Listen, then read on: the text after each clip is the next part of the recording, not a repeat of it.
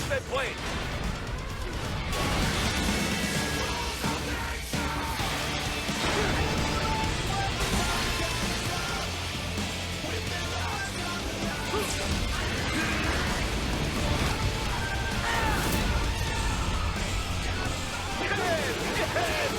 Wide open!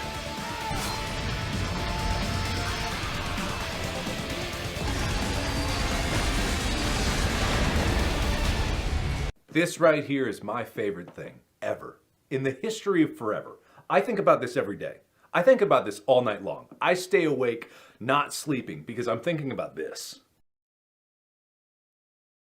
So to say that Metal Gear Rising is a pretty damn good game would be an absolute understatement. But I feel I should set a few expectations for this game before I actually start the review. Firstly, don't expect this game to be similar to the previous Metal Gear games, because the other Metal Gear games are not in fact hack and slash games, and have a heavy emphasis on stealth rather than, going in guns blazing. Another expectation to set is that this game is batshit hard. So if you're not ready for that, if you're not ready to make mistakes and learn from them, then let's just say you're not going to have a great time. You're going to struggle a lot. So in other words, if you're not prepared for this,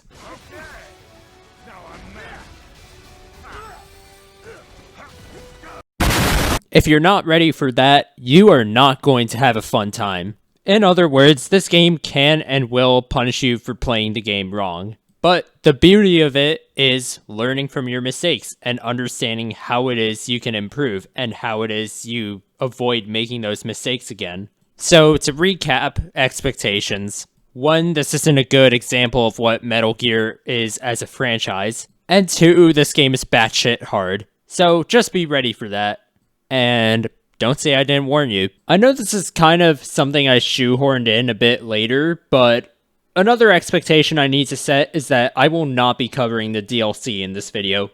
Might do it in a future video, but I don't know. Let me know if you guys want that. And I want to clarify something else in regards to my gameplay. If you haven't already picked it up from the gameplay I'm using in the background, I am not by any means a pro at this game. And in fact, I'm not even that good at this game. I just understand the general gist of it.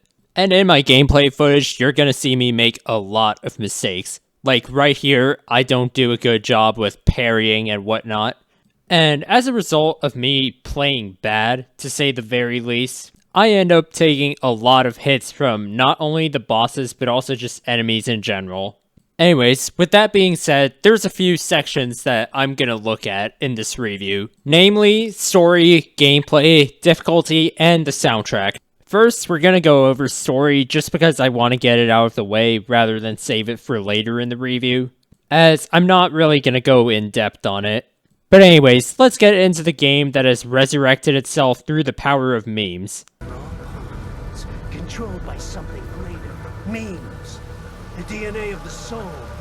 The story has you play as Raiden, a cyborg from Metal Gear Solid 4, who's an absolute fucking badass. However, despite all his abilities, he lacks something.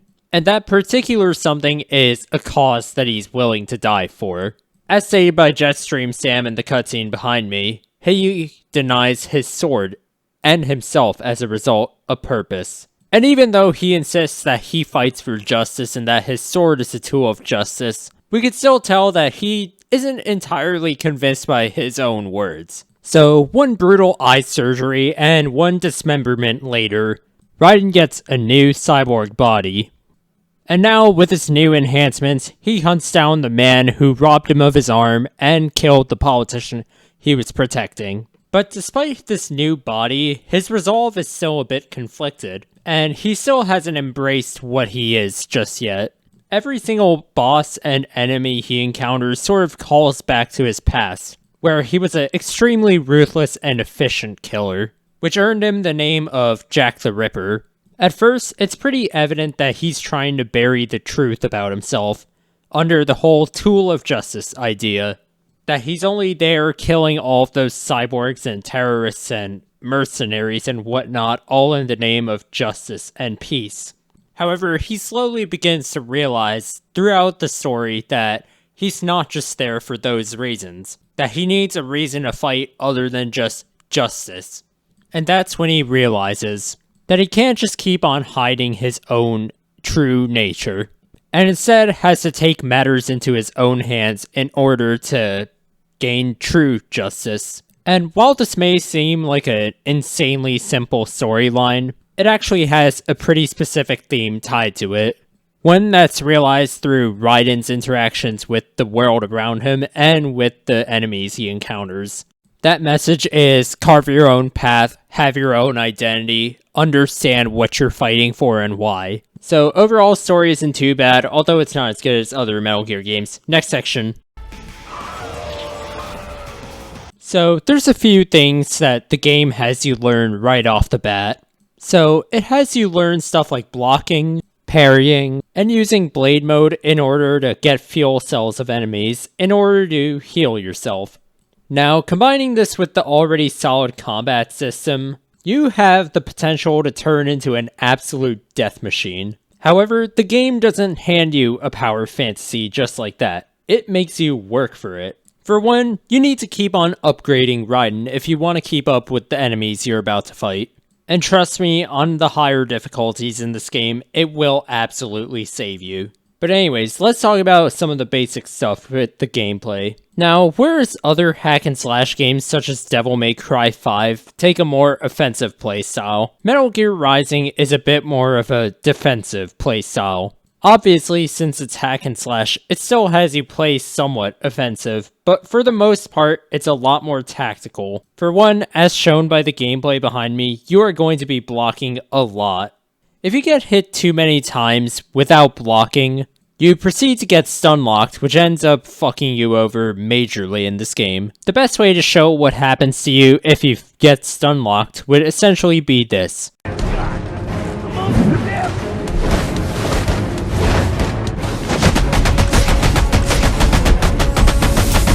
So yeah, make sure you parry and block often, because it will cost you if you don't. There's also another mechanic that the game gives you after the Monsoon boss fight. Specifically, this mechanic is called Ripper Mode, and it allows Raiden to absolutely butcher any enemy he comes across. As you can see from the gameplay behind me, what would have been a few hits to kill those guys, at least without Blade Mode, took literally seconds.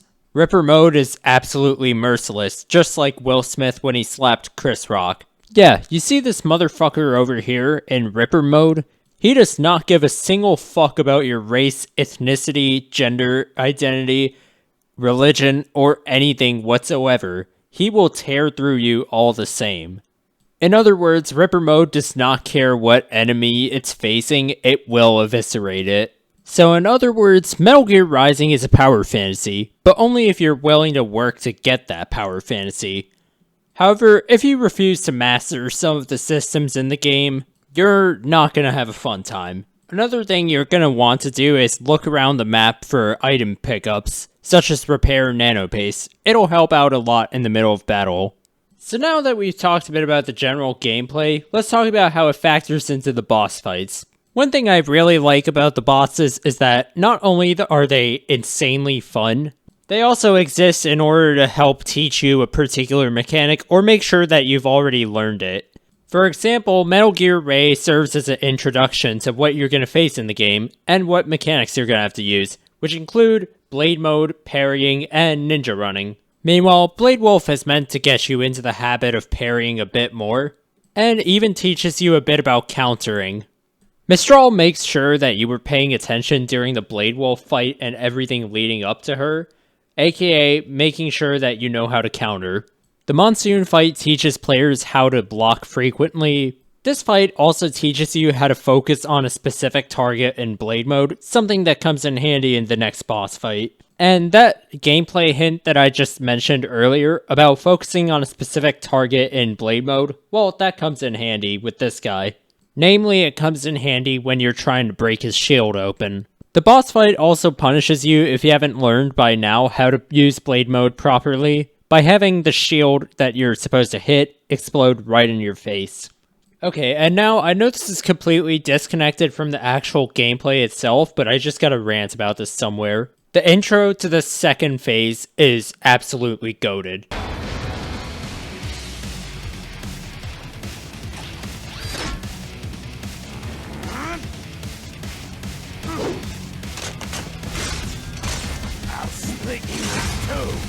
Like, holy shit, the moment Sundowner loses his shield, he becomes an absolute fucking beast. Just loses his McFucking marbles right there. But anyways, on to the next boss fight, which is probably my favorite, also known as Jetstream Sam, the thickest and weakest Brazilian male. Yes, it's the same guy who gave Raiden eye surgery and then almost made Raiden an amputee at the start of the game.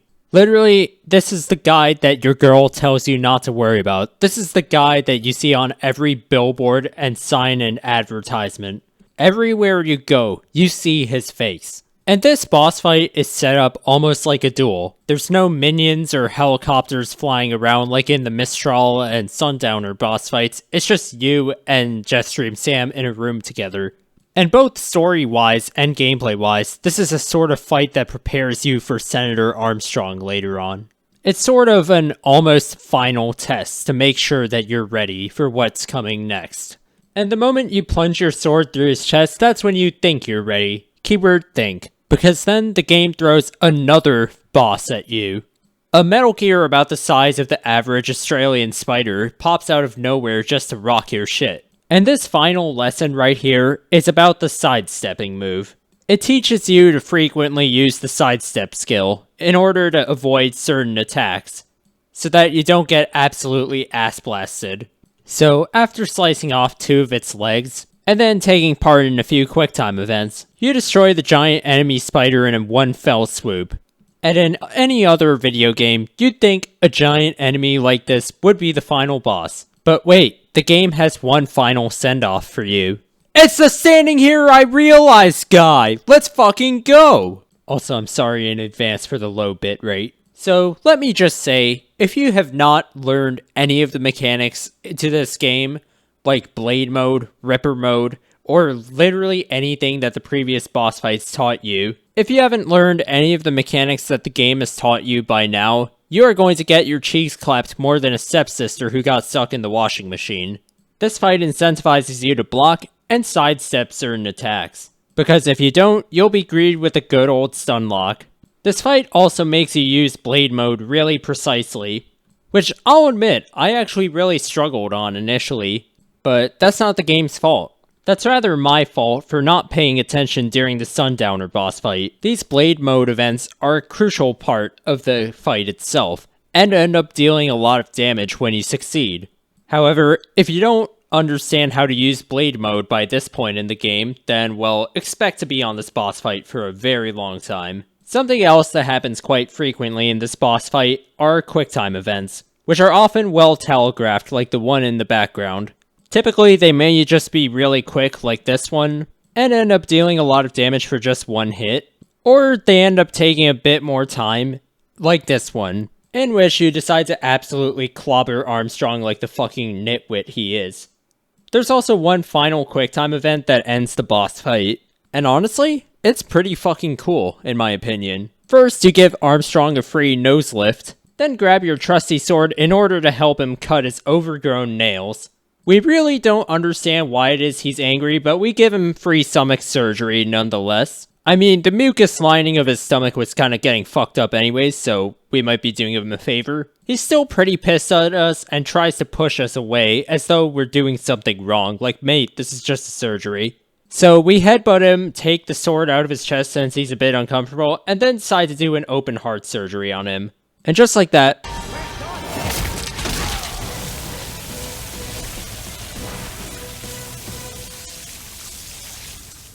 overall, gameplay is a 9 out of 10. Only thing I'd really change is the way the camera works. Anyways, next section. Difficulty. And why I feel difficulty in Metal Gear Rising is extremely well done. Now, a big issue with video game difficulty is typically that it has the same exact enemies, but doesn't really tend to change anything in regards to the gameplay, aside from maybe making enemies stronger and then also causing them to do a bit more damage. Fortunately, this isn't an issue with Metal Gear Rising. Case in point is this clip right here. So in other words, harder difficulties end up adding more enemies to the mix. So it's not just an artificial hard difficulty where they have enemies do more damage. It's just a harder difficulty in general. So not only do enemies do more damage, there's also more enemies to deal with in general. Now, for reference, here's how hard enemies hit on normal difficulty. Now, as you can see from the health bar in the top left, they don't exactly do too much damage to you. Only like a small percentage of your health gets taken away because normal isn't that punishing. However, let's take a look at that mission on Revengeance difficulty.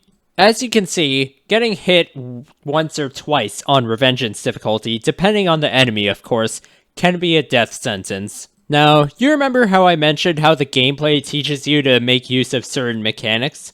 Well, if the general gameplay encouraged that a tiny bit, then the higher difficulties is where you're incentivized to really put those mechanics to use. And if you haven't learned the mechanics on the lower difficulties by now, well, have fun on the higher ones. Now, there's another mechanic which I want to go over, because it seems like it would probably be a point of contention if Metal Gear Rising was released today. And that is QuickTime events, and how they're implemented in gameplay. Now, most of the scripted QuickTime events are pretty easy to do, and if you manage to fuck these up, I don't even know what to tell you. However, there are some which happen in the middle of gameplay and can often be tedious. Some of these may be as simple as just shaking the joystick to get out of an enemy's grab attack. The other is a stun lock, which is more tedious than the other QuickTime events.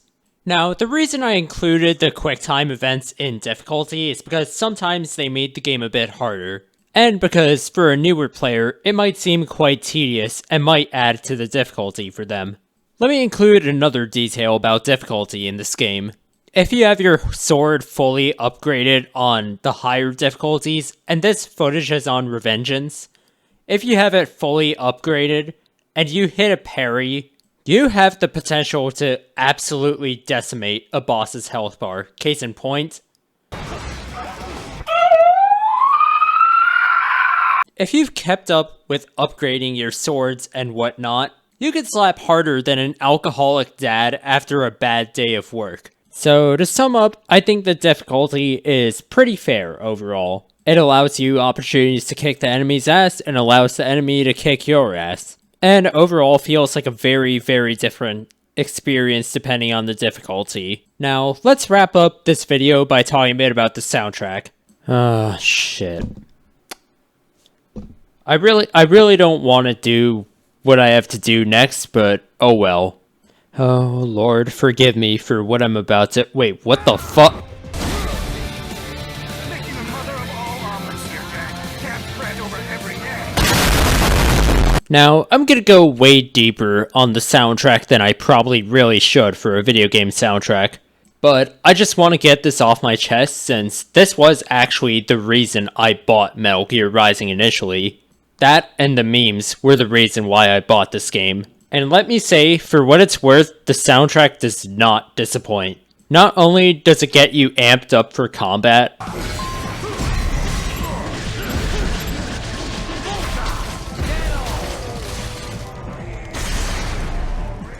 it also helps to sum up where Raiden is in his journey as a character, and also helps to sum up the enemies he's fighting or how he's feeling. Here, let me just sum it up real quick. First off is Rules of Nature. This track plays during the Metal Gear Ray and the Grad boss fight, and it deals with the whole theme of survival of the fittest, or in the context of Metal Gear Rising's story, survival of the strongest. It's a philosophy echoed mainly by the Desperados and by Senator Armstrong. The next song is Dark Skies. This song is one of many songs in this game that talks about corruption in the government and in society. This song lines up with what Raiden is investigating throughout the entirety of Metal Gear Rising's story, which is corruption in society and in the government, with the political corruption being from Senator Armstrong and the society end being perpetrated by World Marshal. The next song, I'm My Own Master Now, plays during the Blade Wolf fight. This song is mainly about individuality, and it's not just about Blade Wolf, but also about Raiden. In Blade Wolf's case, it's about having a consciousness and objective of his own. And as he says later on in the game, while talking with Raiden and Armstrong, It's about establishing his own parameters for stuff. As for Raiden, the song is about how he needs to find what he is fighting for, because he still has not figured that out yet, and he doesn't figure it out until much later in the game. The next theme is A Stranger I Remain, and it took me a bit of time to understand this song. This one is about a soldier that can't quite leave the battlefield behind, and often feels out of place in situations that aren't a combat zone. And this actually lines up really well with Raiden's story in general, rather than just in Metal Gear Rising.